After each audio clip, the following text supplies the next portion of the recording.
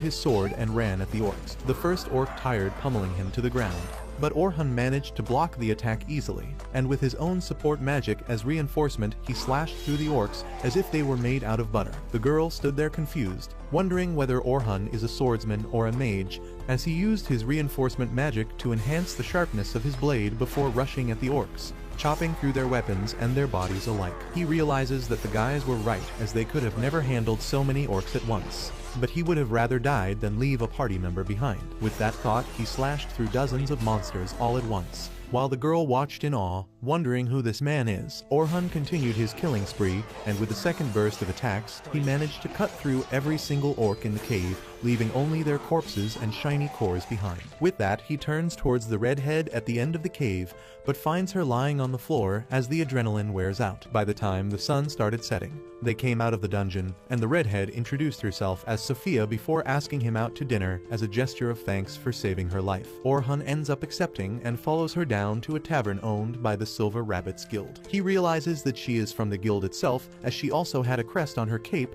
and realizes that she reminded her of someone but couldn't put a finger on it. Soon that confusion disappeared when Sophia introduced him to her older sister Selma, who Orhun already knew, as she was also an S-ranked enchanter from a different party. Selma was the strongest enchanter in the country, and she was the one who came up with the system of dividing the roles into the swordsman, who attacks, the tank who absorbs damage, and the mage who provides support. Shay eyes Orhun with disgust and tells him that she is going to call the FBI since her sister is just 14. Orhun immediately tells her that his name is not on the Epstein files, so she can chill, while Sophia tells her sister that Orhun actually saved her life. Selma calms down a little after that and scolds her sister for going out on her own to a dungeon without telling her first. They soon start talking, and Orhun tells Selma that he was kicked out of the heroes' party, so he is more or less a vagabond at this point. He immediately sees Selma's eyes twinkling, and he wonders whether she is thinking of recruiting him into her party.